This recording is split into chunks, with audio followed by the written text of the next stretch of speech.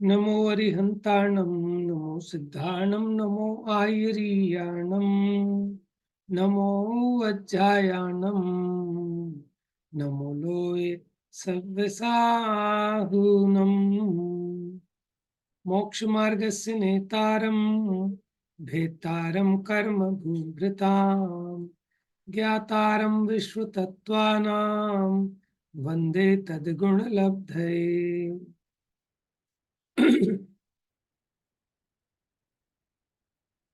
तो यहाँ कर्माश्रव की चर्चा चल रही है। देखिए, स्थूलता की अपेक्षा बात है, सूक्ष्मता में तो परिणामों की जो सूक्ष्मता है वो केवल ज्ञान गम्य है। ठीक है ना।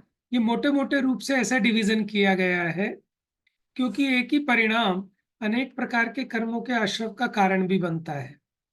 तो अभी हमारी चर्चा चारित्र मोहनीय कर्म के आश्रव संबंधी चल रही थी।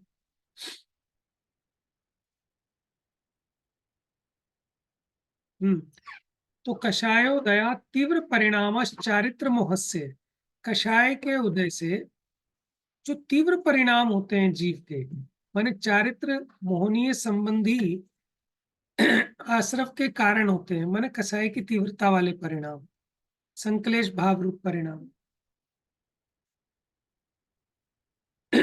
ये चर्चा अपनी हो गई थी। अब नरक आयु के आश्रव को कहते हैं।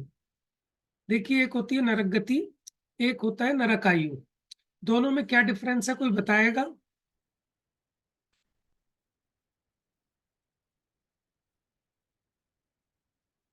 बताओ प्रीति, बताओ। भैया, आयु तो वो हो गई ना, जितने समय उसे रहना है उसमें। सही है। मानो 10,000 वर्ष की है तो वो आयु हो गई। ठीक है, और गति में। बताओ प्रीति, बताओ। भैया, गति नाम कर्म का एक भेद है, और आयु उसके टिके रहने की है कि उस गति में वो कितने दिन टिके रहेगा। वेरी गुड, तो बहुत बढ़िया। और भी कोई बताना चाहता है? चलिए, बहुत बढ़िया। देखिए, दोनों कर्म अलग अलग हैं। नरक गति वो नाम कर्म की प्रकृति है, और नरक आयु आयु कर्म की प्रकृति है। समझ गए ना, आयु कर्म अलग है और नाम कर्म अलग है। और देखो, नरक गति वो निरंतर बन सकती है, हमें हर समय परिणामों से बन सकती है नरक गति। लेकिन नरक आयु वो एक बार बंधेगी। ठीक है, जीवन के जो अंतिम समय है उसमें, अथवा 8 अपकर्ष काल आते हैं उसमें। ठीक है। और गति में क्या होता है, अभी अपने परिणाम हुए, नरक गति बंध गई, अभी त्रियंच गति। तो गतियां तो चारों बंधती रहती हैं, लेकिन आयु कोई एक बनती है। आयु होती है कि उस पर्याय में टिके रहने की कालावधि, कितने टाइम तक आप उसमें टिके रहेंगे, वो आयु कर्म का काम है। और जो गति नाम कर्म है, अब उस गति जैसे भाव हो जीव को। जैसे त्रियंचों के कैसे परिणाम होते हैं, थोड़ी सी क्रूरता अधिक होती है। ठीक है। नारकियों के परिणाम अलग टाइप के होते हैं, देवों के परिणाम अलग, मनुष्योचित परिणाम अलग। मनुष्य भी कई बार ज्यादा लड़ाई झगड़ा करे तो क्या कहते हैं, देखो कुत्ते की तरह लड़ रहे हैं, कुत्ते बिल्ली का बैर है। ये तो पूरा जानवर है, जानवर। ठीक है, गधा है क्या, बैल है क्या? ऐसा क्यों कहा जाता है? कि जब उसमें उस प्रकार की कोई पार्श्विक वृत्ति देखी जाती है। ठीक है। जैसे मानो पशु है ना, वो ऐसे जीभ से चाट के खाते हैं, जीभ से चाट के लप लप करके पानी पीते हैं। अब कोई इंसान भी अगर ऐसे खाए और ऐसे करे, तो आप ये समझना कि उसकी वो वृत्ति पशुओं जैसी है ना। तो अब क्या होता है कि वो जो जो पर्याय है, उस संबंधी जो उसकी क्रियाएं हैं, जो चेष्टाएं हैं, उस संबंधी जो भाव हैं, वो तो जाएंगे गति नाम कर्म संबंधी, गति नाम कर्म के भाव में। लेकिन अब उस पर्याय में कितने काल तक ये टिका रहेगा, वो आयु का काम है। अब देखो, गतियां तो निरंतर इसके परिणामों के हिसाब से चारों बंध रही हैं, लेकिन जाएगा कौन सी गति में, वो डिपेंड करेगा जिसकी आयु बांधेगा। ठीक है, वहां जाएगा। अब अपने परिणामों से हम चारों गतियां बांध रहे हैं अपने जीवन में, जाएंगे कहाँ? कि जिसकी आयु बंद होगा, अगर त्रियंच आयु बंद हुआ तो हम त्रियंच गति में जाएंगे और वहां त्रियंच गति नाम कर्म का उदय होगा। लेकिन हमने जो नरक गति बांधी थी, देव गति बांधी थी, मनुष्य गति बांधी थी, वो वाले कर्म उदय में नहीं आएंगे, या फिर उनका एक संक्रमण हो जाता है शायद वो स्तुबुक संक्रमण है, कौन सा है, वो प्रकृतियां अपने स्वामुख से तो उदय में नहीं आती। वो जब उदय में आने वाली होती है तो अगर कोई त्रियंच आयु है जिसकी, तो उसके जो देवगति नाम कर्म था, मनुष्य गति नाम कर्म था, वो कन्वर्ट होकर त्रियंच गति के रूप से उदय में आएगा। बात समझ रहे हैं? ये बात समझ में आई है कि आप लोगों को? देखो, एक होता है स्वमुख उदय, एक होता है परमुख उदय। परमुख उदय क्या होता है? कि जैसे हमने स्वयं तो वो काम नहीं किया, लेकिन दूसरे से करा दिया। ठीक है, किसी को धक्का देना था, हमने तो नहीं दिया, किसी दूसरे से दिलवा दिया। तो जो स्वयं अपने आप से डायरेक्ट तो उदय में नहीं आती, लेकिन वो दूसरी प्रकृति रूप कन्वर्ट हो जाती हैं। ठीक है, तो देखो आप कई बार त्रियंचों में भी आपको ऐसा नजर आएगा एकदम मंद भाव। ठीक है ना, कई बार त्रियंच भी ऐसे मनुष्यों की तरह एक दूसरे की हेल्प करते दिखाई देंगे। ऐसे मनुष्य भी कभी पशुओं की तरह हरकत करते नजर आएंगे। तो अब उनके क्या है कि जो पशु गति नाम कर्म था वो मनुष्य गति रूप में कन्वर्ट होकर उदय में आ रहा है। जैसे एग्जांपल दूं, खड़े खड़े पेशाब करना ये पशु का लक्षण है, मनुष्य का नहीं। बात समझ में आ रही है? जैसे अभी आपको बताया कि वो लप लप करके पानी पीना, लप लप करके खाना बिना हाथों का प्रयोग किए, ये सब पशु संबंधी चेष्टाएं हैं, लेकिन मनुष्य की भी देखी जाती हैं। तो इस समय ऐसा समझना है, बहुत मोटा उदाहरण है कि उसके वो जो त्रियंच गति नाम कर्म था वो मनुष्य गति नाम कर्म रूप से पलट पलट कर उदय में आ रहा है। कई बार एक मनुष्य ऐसा होता है कि उसके कार्य ऐसे होते हैं, लोग कहते हैं यार ये तो देव है, देव। ठीक है ना, देवों जैसे उसके भाव हैं, देवों जैसे कार्य हैं। तो उसमें क्या समझना कि वो देवगति नाम कर्म, जो देवगति बांधी हुई थी उसकी सत्ता में, वो मनुष्य गति रूप से कन्वर्ट होकर उदय में आ रही है। ठीक है, तो इसलिए गति में और आयु में डिफरेंस है। ठीक है, गतियां तो हम चारों बांध लेते हैं, लेकिन आयु एक ही बंधती है। ठीक है,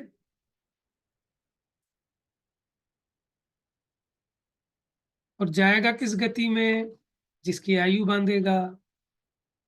ठीक है, और उस समय आयु बंध के समय जैसे इसके लेश्या परिणाम होते हैं, ठीक है, अब वही वाली गति मिलेगी फिर।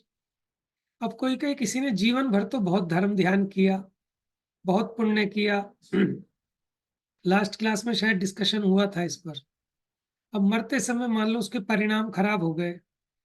ठीक है, अब वो त्रियंच गति में चला गया, तो उसकी जो धर्म ध्यान था सब बेकार है क्या? ये नहीं भैया, सम्यक दृष्टि तो त्रियंचों में भी हो जाते हैं। त्रियंचों में भी सब त्रियंच एक जैसे थोड़े ही होते हैं। जटायु था तो 5वें गुण स्थानवर्ती श्रावक था, उसने श्रावक के व्रत अंगीकार किए हुए थे। जब मुनिराज ने श्री राम को कहा कि अब ये जो है ये धर्मात्मा हो गया है, अब इसकी सेवा टहल करना, तो सीता और राम वो उसकी सेवा टहल करते थे, उसके भोजन पानी आदि की व्यवस्था करते थे। उसने अणुव्रत ग्रहण कर लिए थे जटायु ने, समझ में? और वही जटायु का जीव मरकर देव बना। तो जब लक्ष्मण जी का मरण हो गया और श्री राम लक्ष्मण की लाश को 6 महीने तक लेकर ढोते रहे, है ना, तब वही जटायु का जो जीव था वो देव का रूप बनाकर आया और उनको वहां उन्होंने एक तरह से उपदेश दिया अथवा ऐसा स्वांग दिखाया कि जिससे श्री राम जी को वापस सुध आ गई।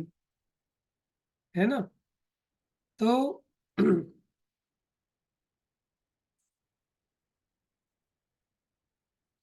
हाँ, तो कदाचित त्रियंच आदि में जाना बन भी जाए, तो वहां पर भी बताया था उस दिन, कुत्ते तो ऐसे भी होते हैं कि जिनको शैम्पू से नहलाया जाता है, ठीक है, जिनके लिए नौकर रखे जाते हैं, तो है तो त्रियंच गति, लेकिन वहां भी देखो उसके पुण्य का उदय है।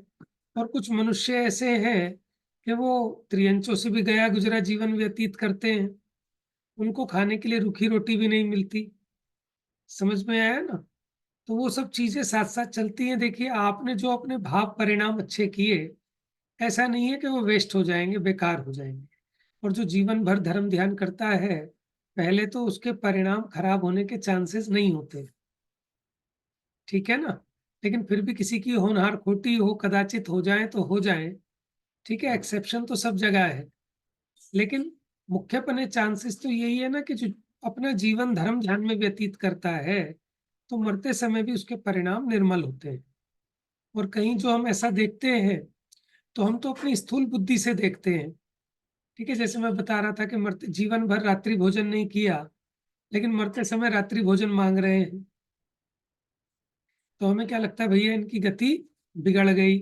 लेकिन ऐसा जरूरी नहीं है, उसमें उसकी लेश्या कितनी तीव्र है, कितनी मंद है, उस पर डिपेंड करता है।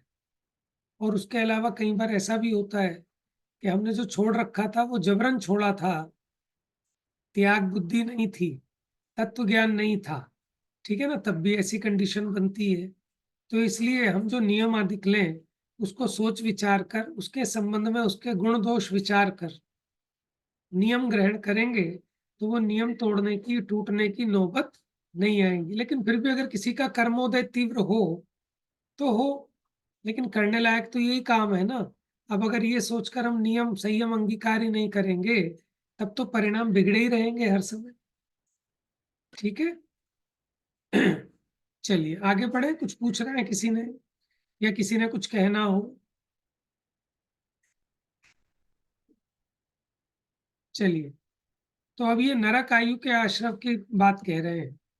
बहुआरंभ परिग्रहत्वम नारकस्य आयुषः, के बहुत आरंभ और परिग्रह, उससे नरक आयु का आश्रय होता है।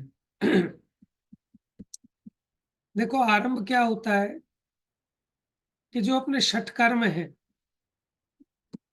षट कर्म, षट आवश्यक अलग है और षट कर्म अलग है।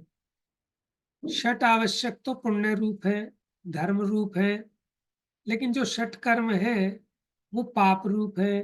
क्या होते हैं षट कर्म? असी मसी कृषि, विद्या वाणिज्य शिल्प। समझ में आया। अब आपका प्रश्न खड़ा होगा कि पाप रूप है, तो फिर आदिनाथ भगवान ने इस षट कर्मों का उपदेश क्यों दिया? कि पहले तो तीर्थंकर अवस्था में नहीं दिया था, ठीक है। अब वो राजा थे, एक तरह से कुलकर थे, तो उनकी जिम्मेदारी है ये लोग बहुत पाप ना करें, इसके लिए उनको षटकर्म बताना जरूरी था। वहां भी उन्हें पापों से बचाने की प्रयोजन है, पापों में लगाने का नहीं है। क्योंकि अगर वो नहीं सीखेंगे कि कैसे हम रोटी पकाएं, कैसे अनाज पकाएं, तो वो एक दूसरे को मार के खाने लगेंगे, ठीक है। और तीर्थंकर अवस्था में उपदेश नहीं दिया, गृहस्थी में रहते हुए उपदेश दिया था। चलिए, तो आरंभ भी क्या है कि जिसमें प्राणियों का घात होता है, ऐसे असी मसी कृषि वाणिज्य विद्या अधिक, इनकी प्रवृत्ति करना, ये आरंभ है। लेकिन जिसमें बहुत अधिक हिंसा हो और प्रयोजन नहीं है, फिर भी बहुत ज्यादा लगे रहना उन कामों में, हिंसक कार्यों में, वो कहलाता है बहुआरंभ। जैसे एक दुकान से आपका काम चलता है, फिर भी आप 10 दुकानें खोल रहे हैं। एक फैक्ट्री से आपका गुजारा चलता है, फिर भी आप 10 फैक्ट्री खोल रहे हैं, ये बहुआरंभ है। देखो, आपके ज्यादा दुकान खोलने से, ज्यादा फैक्ट्रियां खोलने से ज्यादा पैसा आएगा ऐसा नहीं है, ठीक है। जैसे आपका एक टैंक है 1000 लीटर का पानी का, अब एक टोटी लगी है, तो पानी कितना निकलेगा उसमें से? 1000 लीटर। आप उसी में 100 टोटियां लगा दो, पानी कितना आएगा? तो भी 100 टोटियों से मिलाकर 1000 लीटर ही आएगा, ठीक है। ये तो हमारे मन का वहम है। हम सोचते हैं कि हम ये भी कर लें, वो भी कर लें, 10 काम फैला लें तो शायद ज्यादा कमाई हो जाएगी, लेकिन ये हमारा भुलावा है।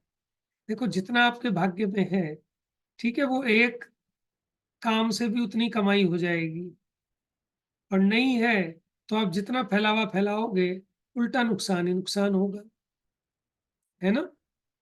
देखो, जब अपने दुर्भाग्य का उदय हो तो अपने को क्या करना चाहिए, समता रखकर धर्म ध्यान में अपना चित्त लगाना चाहिए, ठीक है ना। अब क्या होता है कि अपने अगर मान लो अभाग्य का उदय, हमने एक फैक्ट्री लगाई, दूसरी लगाई, तीसरी लगाई, कर्जा ही कर्जा हो गया और फेल होते जा रहे हैं, और फिर भी उसी में बुद्धि लगाए जा रहे हैं, तो हमें लगता है कि हम तो पुरुषार्थ कर रहे हैं, हम तो पुरुषार्थ कर रहे हैं। देखो, अज्ञानी जीव ऐसी बात कहता है तो कहे, लेकिन जिसको ये साइंस पता है, कारण कार्य व्यवस्था पता है कि धन का आना वो कोई ऐसा कोरे आपके दिमाग और आपके पुरुषार्थ के अधीन नहीं है। अगर आपका भाग्य ना हो, जैसे सद्भाग्य बिन जो संपदा मिलती नहीं व्यापार में, ये व्यापार एक से एक बढ़िया करने वाले हैं, और जो बहुत एक्सपर्ट थे, आपने देखा होगा, उनके भी धंधे फ्लॉप होते नजर आते हैं, और बिल्कुल एक जो न्यू स्टार्टअप है वो भी दिन दूना रात चौगुना बढ़ जाता है, ठीक है। तो वो तो सब भाग्य के अधीन है, और जिसका भाग्य चमक जाता है सब उसको समझदार कहते हैं, ठीक है। समझदारी कुछ नहीं होती, जिसका अभी भाग्य बढ़िया चल रहा है तो पूरी दुनिया कहेगी वो बहुत समझदार है, ठीक है। जैसे बाईजूस, वो था ना बच्चों का एक लर्निंग ऐप और कोचिंग सेंटर वाला, ठीक है। ऐसी पेटीएम, जब उन्होंने काम किया तो उनके शेयर दिन रात चढ़ते गए, मुनाफा बढ़ता गया, मार्केट में सब लोग उनके साथ जुड़ते गए, तो सब लोग कहते थे बड़ा इंटेलिजेंट है, बहुत बढ़िया है, बहुत अच्छा है, ठीक है। और जब उसके दिन खराब आए तो सब लोगों ने अपने हाथ खींचने चालू कर दिए। अब एक बात बताओ, जब उसने काम स्टार्ट किया था तब तो उसको एक्सपीरियंस भी नहीं था, उसकी कोई गुडविल भी नहीं थी, मार्केट में बिल्कुल नया था, ठीक है। अब जब उसने 10-20 साल काम कर लिया, अब तो उसकी गुडविल भी बन गई, उस पर पैसा भी बहुत आ गया, उसके कॉन्टेक्ट्स भी बन गए, समझ में आया। लेकिन उसके बाद डूबना चालू हो गया। तो आप अगर गहराई से शांति से विचार करेंगे तो अपने समझ में आएगा ये सिर्फ हमारा मोह है। हमको लगता है कि मेरी चतुराई काम आएगी, ठीक है। अब अनिल अंबानी है, मुकेश अंबानी है, ठीक है, एक भाई देखो कैसे वो लुटता पिटता चला गया, एक भाई बनता जा रहा है, ठीक है, बनता जा रहा है। तो अब उसके कोई उसके दिमाग से नहीं हो रहा है, लेकिन हमें ऐसा ही लगता है। तो आप जगत को तो देखना, जगत में उगते हुए सूर्य को सब सलाम करते हैं। अगर आपके पुण्य का उदय आ जाएगा ना, तो कहते हैं, चाणक्य का एक सूत्र है कि सारे गुण कंचन के आश्रय से बसते हैं। कंचन होता है माल, सोना। तो जिसके पास माल है वही जगत में सुंदर कहलाता है, वही इंटेलिजेंट कहलाता है, ठीक है, वही ज्ञानी कहलाता है। सारे के सारे गुण लोगों को उसमें ही दिखाई देते हैं।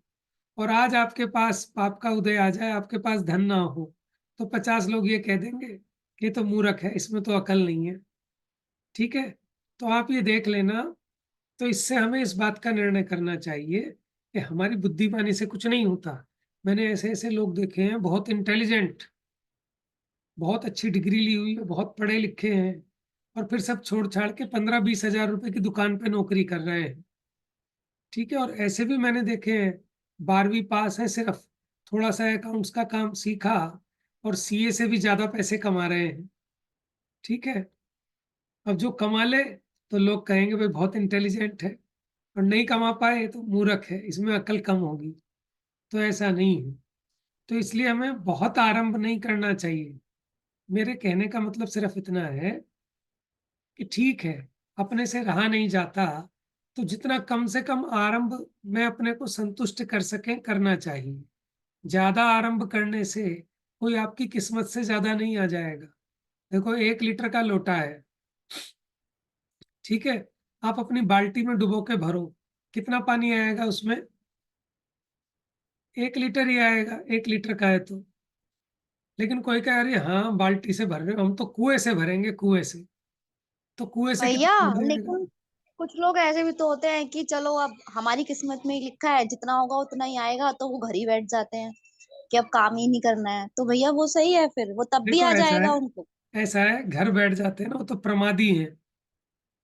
आप कितना भी समझा लो, जिसे पैसे का राग है ना, वो ऐसे शांत बैठने वाला नहीं है। आप मुझे एक बंदा दिखाओ जो ये सुनकर शांत बैठ जाए।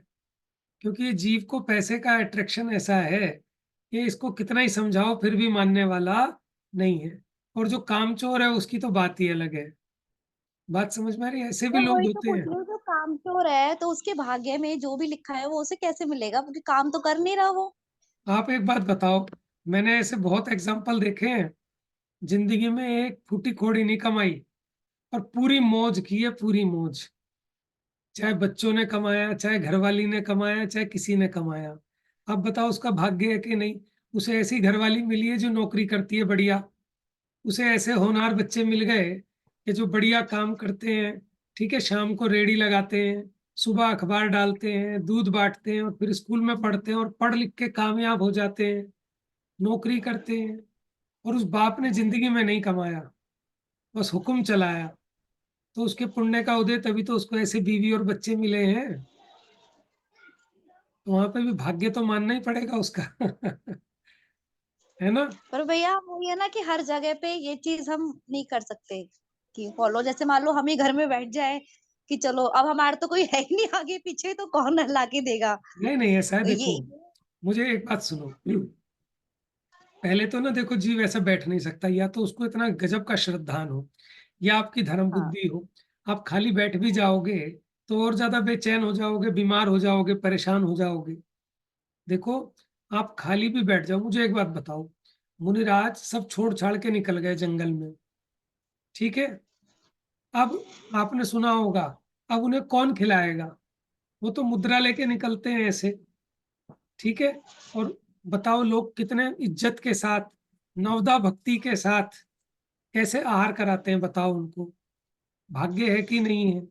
आप ये मत सोचो, आपका भाग्य होगा ना, तो चाहे देवता को आना पड़े आपके भोजन की व्यवस्था करने, वो करेगा। लेकिन हमको अपने भाग्य पे भरोसा नहीं होता। बात समझ में आ रही? क्योंकि ये हमारी कमजोरी है। आप ये देखो, मेरी भी है ना भैया, इसलिए पूछ रही हूँ। नहीं सभी की है ये। शायद मेरी भी है। नहीं नहीं, आपकी नहीं, हमारी भी है, सबकी है। हमें पता है कि भाग्य से होगा। ठीक है, हम परेशान भी रहते हैं कि साहब नौकरी करना अपने बस की नहीं है। लेकिन हमें यही डर लगता है कि आज हम छोड़ देंगे तो कैसे चलेगा, क्या होगा। जबकि ये पता है कि हो सकता है अब से अच्छा चले। आप ये देखो, डॉक्टर हुकमचंद भारिल थे ना, वो अपने विद्यार्थियों को ये उपदेश देते थे कि अब जो जाके शास्त्री करते हैं 5 साल जयपुर से, अब उनको चिंता ये रहती थी कि हमने हिंदी पढ़ी, संस्कृत पढ़ी, अब हम करेंगे क्या? और कुछ काम तो हमें आता नहीं, शास्त्र पढ़ना पढ़ाना आता है बस। तो ना तो हमारी नौकरी लग पाएगी आराम से, ना हम धंधा व्यापार कर पाएंगे क्योंकि पूंजी नहीं है। तो वो ये समझाते थे कि बेटा देखो, जिनवाणी की आराधना करोगे तो आपका इतना पुण्य बंधेगा। तो बताते थे कि मेरी जेब में एक पैसा नहीं होता और मुझे आज तक एक पैसे की जरूरत नहीं पड़ी। क्यों? कि मुझे नहीं पता कि कहाँ से मेरे कुर्ते पजामे आ जाते हैं, कहाँ से मेरे चप्पल जूते आ जाते हैं, मुझे कोई मतलब नहीं है। ठीक है, किसी से कोई मांगने की जरूरत नहीं, कुछ नहीं। और सेठानी अपने सेठ जी को अपना सोने की थाली में नहीं खिलाती होगी, लेकिन हम जिस नगर में जाते हैं वहां बड़े बड़े सेठ और सेठानियां सोने के थालियों में हमें खाना खिलाते हैं। बात समझ में? अब बताओ, अब भाग्य से ही तो मिल रहा है। देखो, जो करोड़पति सेठ है उनके लिए ड्राइवर है 10,000 रुपए वाला, लेकिन पंडित जी को जो लेके जाता है सेठ जी खुद ड्राइव करके लेके जाते हैं। बात समझ में आ रही है? तो वो ये कहते हैं कि आप एक बार निर्वांछक होके देव शास्त्र गुरु की आराधना में लगते हैं तो आपका पुण्य ही इतना जबरदस्त होता है कि आपको कुछ सोचने की जरूरत ही नहीं है।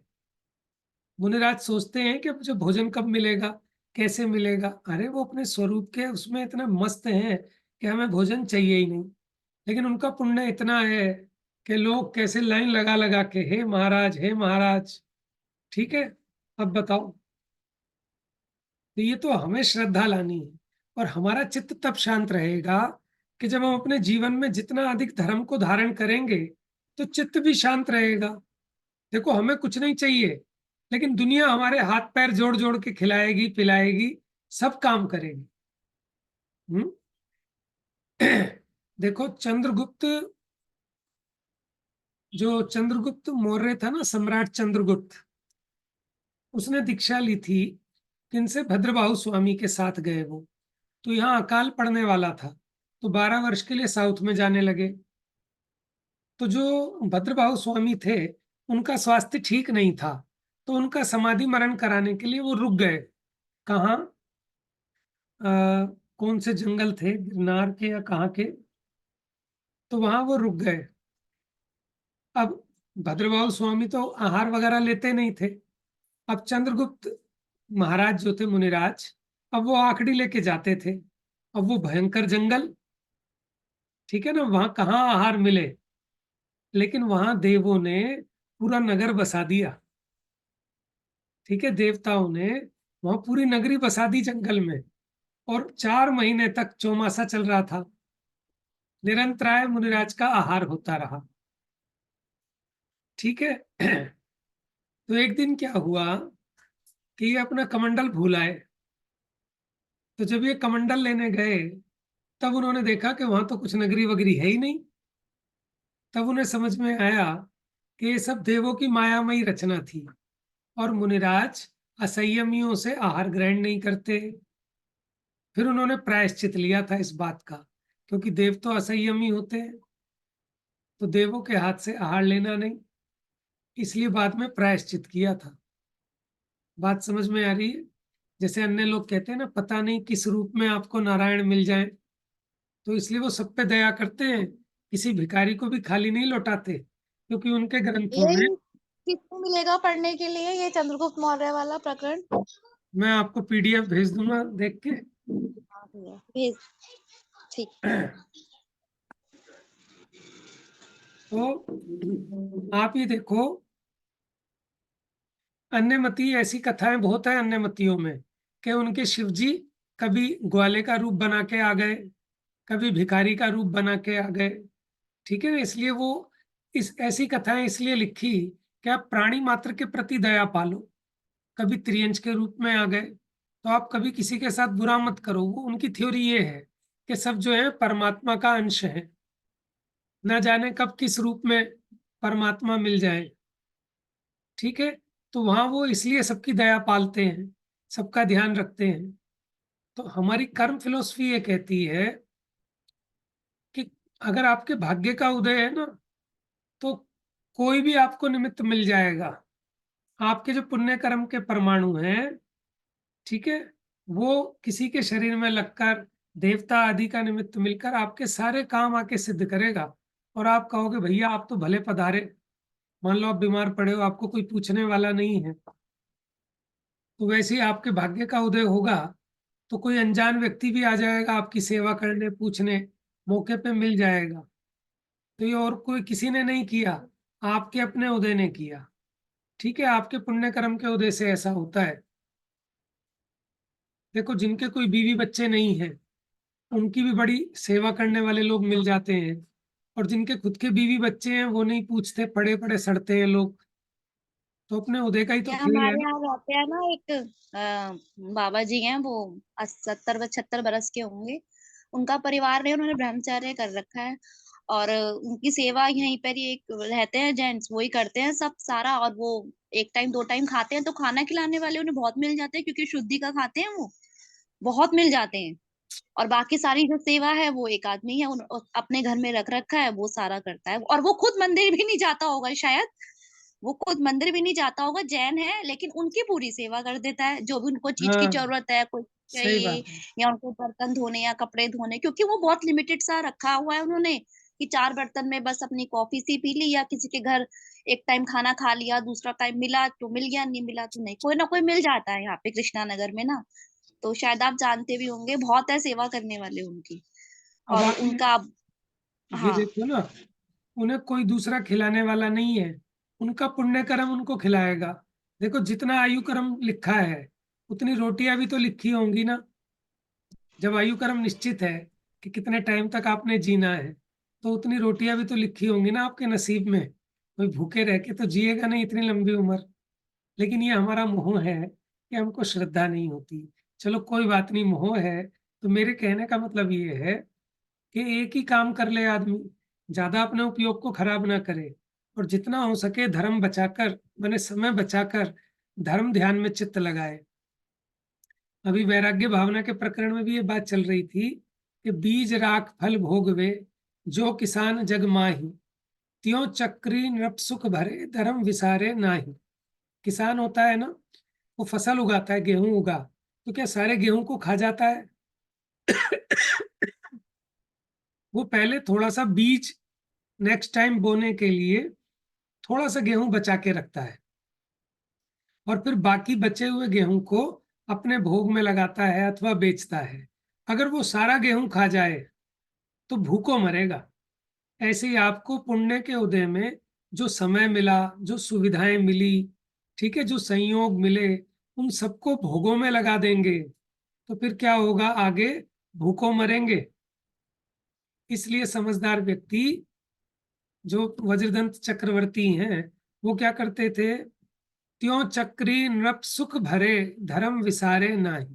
तो वो इंद्रिय विषयों के सुख तो भोगता है, लेकिन धर्म को नहीं भूलता, क्योंकि धर्म ही बीज है। उसके बिना आपको ये लौकिक अनुकूलताएं भी प्राप्त होने वाली नहीं है।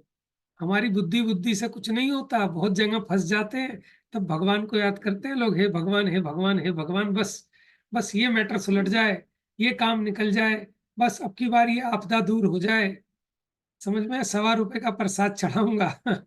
हमारे यहाँ तो रीति नहीं है, लेकिन अन्य मतियों में तो ऐसी ही रीति है।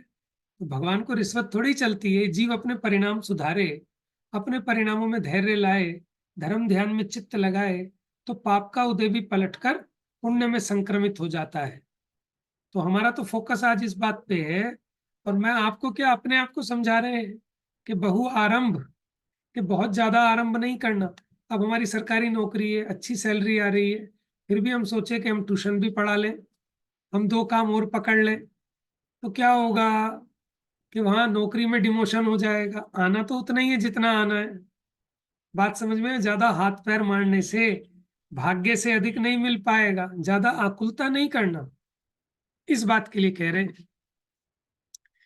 एक सेठ जी थे, आपने सुना होगा, सर सेठ हुकमचंद। वो इतने माने इतने संपन्न थे कि एक रोल्स रॉयस गाड़ी आई थी इंडिया में, तो उन्होंने वो खरीदने के लिए पूछा, तो उन्होंने मना कर दिया। ठीक है, इनको देने के लिए मना कर दिया, तो इनको बड़ी बेइज्जती फील हुई। इन्होंने क्या किया, सीधा लंदन से, ठीक है, 100 रोल्स रॉयस गाड़ियां मंगाई, न्यू ब्रांड, और उन सबको लगा दिया एमसीडी का कचरा उठाने में। समझ में आया? और फिर रोल्स रॉयस वालों ने आके माफी मांगी इनसे कि भैया ऐसा मत करो, हमारी तो कंपनी का नाश मर जाएगा, कोई हमारी गाड़ी नहीं खरीदेगा। तो वो सर सेठ हुकमचंद जी थे, उनकी 7 फैक्ट्रियां थी। अब उन्होंने अपनी बीवी को कहा, सेठानी हम 8वीं फैक्ट्री डाल रहे हैं। तो उसकी बीवी ने पता है क्या कहा सेठ जी से? कि सेठ जी, नरक तो 7 ही होते हैं, आप 8वीं फैक्ट्री डाल रहे हो, तो 8वां नरक कहाँ से आएगा? तो मैंने वो भी उनको शिक्षा दे रही थी कि आप इतना आरंभ बढ़ा रहे हो, तो नरक तो 7 ही होते हैं। तो ये अपने को विचारना चाहिए। और देखो, खूब गहराई से विचार लेना, 1 मिनट लगता है कि आप जिसको सोचते हो ना मैंने अपने पुरुषार्थ से किया, अपनी मेहनत से किया, वो चीजें 1 मिनट में नष्ट हो जाती हैं। मुट्ठी में से जैसे रेत फिसल जाता है, ऐसे सब चीजें फिसल जाती हैं पाप के उदय में।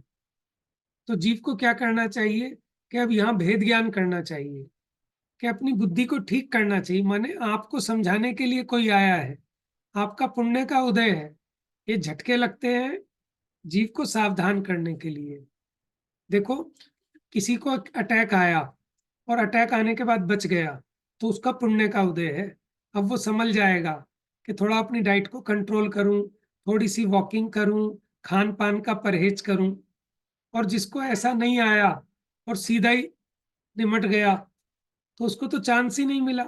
तो जिंदगी में थोड़े बहुत जो पाप के उदय आते हैं, ये जीव को चेताने के लिए आते हैं। तो इसमें धैर्य धारण करना चाहिए, अपनी बुद्धि से विचार करना चाहिए, अपने जीवन को चेंज करना चाहिए। चेंज करने के लिए सब पाप के उदय आते हैं, हमें समझाने के लिए। और वो कहते हैं ना, दुख में सुमरण सब करें, सुख में करे ना कोई, जो सुख में सुमरण करे तो दुख काहे को होए। ठीक है, इसलिए अपने को जागृत रखना चाहिए। तो बहुआरंभ अपने को नहीं करना, आना होगा तो एक जो काम कर रहे हैं उसी से खूब आ जाएगा। ठीक है, आपने मान लो कोई आपका एक प्लॉट था, उसी के रेट 10 गुने हो जाएंगे, आप क्यों इतना उतना आकुलता करते हो? और नहीं तो क्या होता है कि आपका एक प्लॉट था, उसी के पैसे 0 रह जाएंगे। ठीक है, आप सोचते हो कि दूसरी जगह से मैंने कमा लिया। तो जीव को ऐसा काम करना चाहिए जिसमें आकुलता कम हो, और बुद्धि को इधर थोड़ा धर्म ध्यान की तरफ लगाना चाहिए। तो आरंभ के कारण नरक नहीं होता, बहु आरंभ के कारण नरक होता है। समझ गए? बहु आरंभ क्या होगा? जिसको बहु आरंभ होगा उसका मंदिर, धर्म, ध्यान सब छूट जाएगा, फिर वो नरक में जाएगा। 5 इंद्रियों के विषय भोग वो नरक नहीं ले जाते, लेकिन जो धर्म के काल को भी विषय भोगों में लगा देता है, फिर वो नरक जाता है। बात समझ में आई? और परिग्रह क्या होता है कि अंतरंग और बहिरंग के भेद से 2 प्रकार का है। अंतरंग में मिथ्यात्व और कषाय, ये परिग्रह है। और बहिरंग में दास दासी, सोना चांदी आदि, इनके निमित्त से भी अपने परिणामों में आकुलता विशेष होती है। इसलिए अपने को इसकी भी लिमिटेशन करनी चाहिए। जितनी आपकी आवश्यकता है आप उतना जुटा लो, लेकिन अनलिमिटेड नहीं, क्योंकि फिर उसको वो एंडलेस है। ठीक है, अब इसकी विशेष चर्चा कल करेंगे। बहुआरम परिग्रहत्वम नारकस्य आयुषः, अधिक, बहुत आरंभ, बहुत परिग्रह, ये नरक आयु के आश्रव के कारण है। जा वाणी के ज्ञान से सूझे लोकालोक, सो वाणी मस्तक नमो सदा देत हूँ धोख।